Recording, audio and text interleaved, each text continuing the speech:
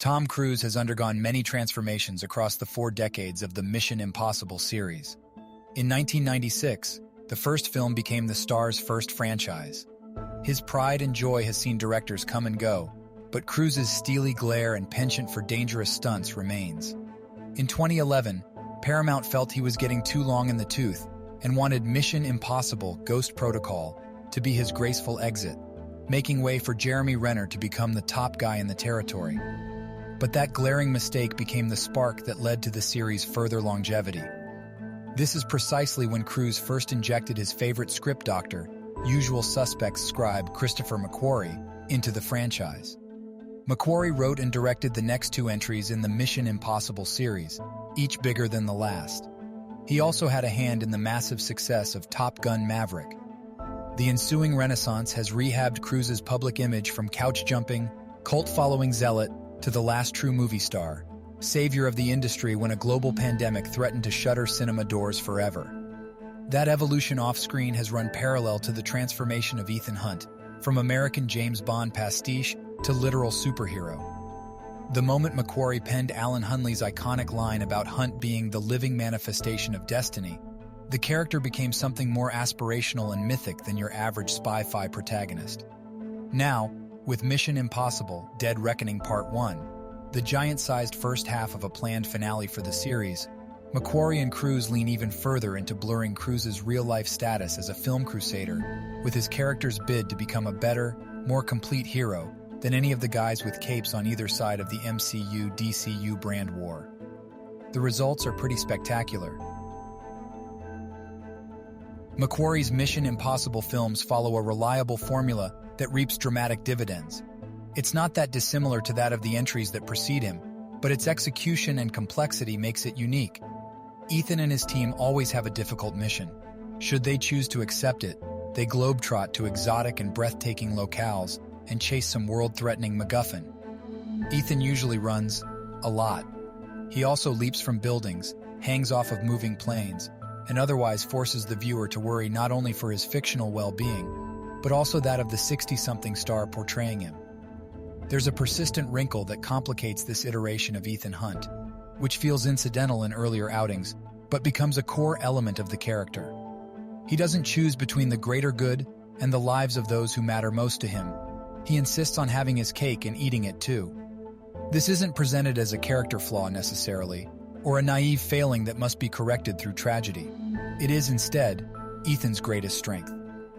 Dead Reckoning Part 1 also presents a new bit of retroactive continuity regarding the nature of the Impossible Mission Force's recruiting methods, hinting at a darker past for Ethan.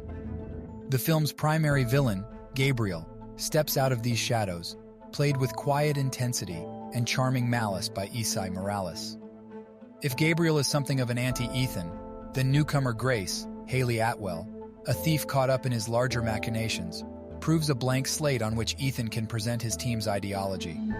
So, while there's a big world-threatening thing everyone is after, which necessitates all manner of car chases, shootouts, fight sequences, and other spectacles, the film feels like one long thesis statement from the last true good guy about doing the right thing in a world where selfishness and the accumulation of power reign supreme. As he goes rogue against the establishment, he's finally treated like the fugitive he is. Shea Whigham's Jasper Briggs, the man sent to bring him in, doesn't care whether or not Ethan is a hero. Quite frankly, it's all a bit heady for a morality play that's also an excuse for Tom Cruise to ride a motorcycle off a cliff. It's absolutely clear that any inconsistencies in this film's plot and all nagging questions surrounding its logic are the result of McQuarrie and the gang-centering spectacle and emotion above all else. Dead Reckoning Part 1 feels bigger than every other Mission Impossible movie. Whether or not that's true is open to debate, as each of this franchise's high points can go toe-to-toe with the other. But there's a real sense that McQuarrie has leveled up as a filmmaker, and the entire team has risen to match him. Lorne Balfe's score is one of the most evocative and impressive in the series, and Fraser Taggart's camera work makes this feel more like high art than even the most dizzying heights of the Craig Bond era. That said, the revelations surrounding the film's big bad and its true nature are absolutely laughable, if taken at face value. But the conflict between Ethan and the Entity feels not only like an amazing metaphor for Tom Cruise's place as an analog face in an increasingly digital industry, but also the natural progression of Ethan's arc. The only true opposition to a man who thinks so illogically and emotionally about the preservation of the status quo and the safety of his friends must be something or someone that can only see the world in terms of cold calculation. Dead Reckoning Part 1 takes the viewer's love of Ethan and his IMF team for granted. This means it can focus more on big, intricate set pieces than the charm and camaraderie we're used to. This might jar some viewers, but it feels like all the big emotions and ideas are going to pay off in Dead Reckoning Part 2. If only because we as an audience have grown to trust Tom Cruise the way this fictional world's espionage community must believe in Ethan Hunt.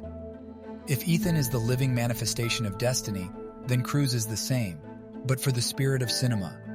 He will keep the big screen experience alive and line his considerably thick pockets, or die trying. Mission Impossible: Dead Reckoning Part 1 hits theaters on July 12th.